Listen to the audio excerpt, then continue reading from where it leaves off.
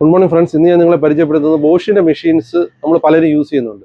അപ്പോൾ ഈ ബോഷിൻ്റെ machines use ചെയ്യുന്ന ഒരു പവർ ടൂൾ മെഷീൻ യൂസ് ചെയ്യുന്ന ഒരു കസ്റ്റമറിന് എങ്ങനെ എളുപ്പത്തിൽ അതിൻ്റെ സ്പെയർ പാർട്സ് അവർക്ക് അറേഞ്ച് ചെയ്യാം എന്നുള്ളതാണ്. ഇപ്പോൾ പലർക്കും ഇപ്പോൾ അടുത്തുള്ള കടയിൽ പോയി ഇതാണ് മെഷീൻ, എന്നിട്ട് അത് സ്പെയർ പാർട്സ് ഇല്ല എന്ന് ചിലപ്പം കേട്ടിട്ട് വരാം. അപ്പം അങ്ങനെ വരാതെ നിങ്ങൾക്ക് തന്നെ എളുപ്പത്തിൽ എനിക്ക് വേണ്ട മെഷീൻ്റെ സ്പെയർ പാർട്സ് ഐഡൻറ്റിഫൈ എടുക്കുന്നത് എങ്ങനെയാണെന്ന് അവരുടെ തന്നെ ബോഷിന് തന്നെ ഒരു വെബ്സൈറ്റ് ഉണ്ട്. അതിനകത്ത് കയറി കഴിഞ്ഞാൽ നിങ്ങൾക്ക് നിങ്ങളുടെ മെഷീൻ്റെ നമ്പർ അടിച്ചു കഴിഞ്ഞാൽ എളുപ്പത്തിൽ നിങ്ങൾക്ക് ആവശ്യമുള്ള അതിൻ്റെ സ്പെയർ പാർട്സിൻ്റെ മെഷീൻ തുറന്നിട്ടുള്ള അതിൻ്റെ എന്തൊക്കെ സ്പെയർ പാർട്സിൻ്റെ ലിസ്റ്റ് കംപ്ലീറ്റ് ആയിട്ട് അവർ ലിസ്റ്റ് ഔട്ട് ചെയ്തിട്ടുണ്ട്. അതിന് ഈസി ആയിട്ടുള്ളൊരു വേ ആണ് ഞാൻ നിങ്ങൾക്ക് ഇത് കാണിച്ചു തരുന്നത്. അപ്പോൾ നിങ്ങൾ എന്ത് ചെയ്യുക, ഫസ്റ്റ് നിങ്ങളുടെ മെഷീൻ എടുക്കുക. ഇപ്പോൾ ഇതൊരു ഡ്രില്ലിംഗ് മെഷീനാണ് ഞാൻ എടുത്തിരിക്കുന്നത്. ഈ ഡ്രില്ലിംഗ് മെഷീൻ്റെ മോഡൽ നമ്പർ നോക്കുക. GSP 501 എന്ന് പറഞ്ഞാണ് ഈ മെഷീൻ്റെ മോഡൽ നമ്പർ. ഇതിൻ്റെ അടുത്ത് തന്നെ അതിൻ്റെ ബെയർ ടൂൾ നമ്പരും ഉണ്ട്. അപ്പോൾ ഈ നമ്പർ എടുക്കുക. അപ്പോൾ നമ്മൾ ജസ്റ്റ് എടുക്കുക. ഫസ്റ്റ് എടുക്കേണ്ടത് എന്താ ചെയ്യേണ്ടത്, നമ്മൾ ഫോൺ എടുത്തു, ഈ link Bosch tools service dot, ഈ ലിങ്ക് ഞാൻ ഓൾറെഡി നമ്മുടെ സൈറ്റിൽ കൊടുത്തിട്ടുണ്ട്. നിങ്ങൾക്ക് ജസ്റ്റ് അതിനകത്ത് തന്നെ കയറാം. ജസ്റ്റ് ഞാൻ ഇതിനകത്ത് ക്ലിക്ക് ചെയ്യുന്നു. നമ്മൾ ആ സൈറ്റിനകത്ത് വന്ന് സെർച്ച് ഫോർ സ്പെയർ പാർട്സ് എന്ന് പറഞ്ഞ് ഇതിനകത്ത് വരുന്നു.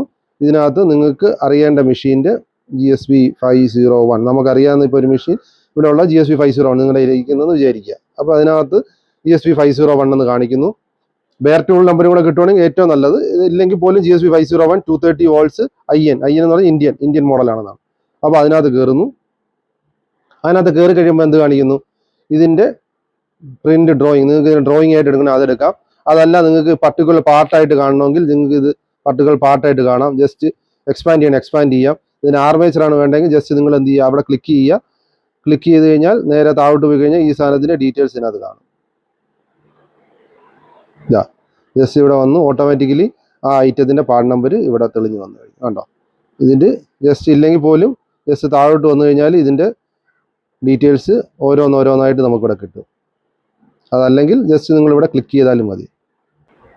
ജസ്റ്റ് ഇവിടെ നിങ്ങൾ ക്ലിക്ക് ചെയ്യുന്നു. അപ്പോൾ ഓട്ടോമാറ്റിക്കലി 2609120232 എന്ന പാർട്ട് നമ്പർ കിട്ടുന്നു. അത് ജസ്റ്റ് നിങ്ങൾ അടുത്തുള്ള പവർ ടൂൾ ഷോപ്പിൽ അല്ലെങ്കിൽ ഞങ്ങളെ കോൺടാക്ട് ചെയ്തിട്ട് ഈ സ്പെയറിൻ്റെ പറഞ്ഞാൽ ഇതിൻ്റെ സ്റ്റോക്ക് അവൈലബിലിറ്റി എല്ലാം നമുക്ക് പെട്ടെന്ന് തന്നെ നമുക്ക് എടുക്കാൻ പറ്റുന്നതാണ്. ഈ രീതിയിൽ തന്നെയാണ് ഞങ്ങളുടെ ഷോപ്പിൽ കസ്റ്റമർ വരുമ്പോൾ ചെക്ക് ചെയ്യുന്നത്. ഞാൻ ജസ്റ്റ് നിങ്ങൾക്ക് കൂടെ ഒരു അവയർനെസ് കിട്ടാൻ വേണ്ടി ഞാൻ ജസ്റ്റ് പറഞ്ഞ പോലെയാണ്.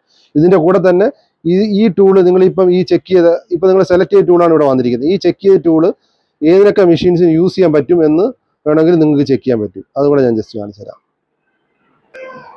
ആർമേച്ചർ ഇതിനെ നമ്മൾ കോപ്പി ചെയ്യുന്നു, നേരെ ബാക്കിൽ പോകുന്നു.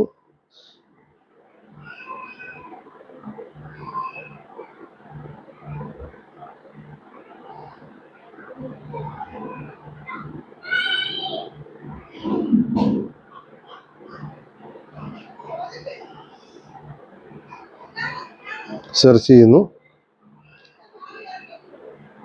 ഈ പാർട്ട് നമ്പർ വെയർ യൂസ്ഡ്, ഇങ്ങനെ നമ്മളിപ്പോൾ സെലക്ട് ചെയ്ത പാർട്ട് നമ്മളിവിടെ ഒന്നും കൂടെ അടിച്ചു കൊടുത്തു.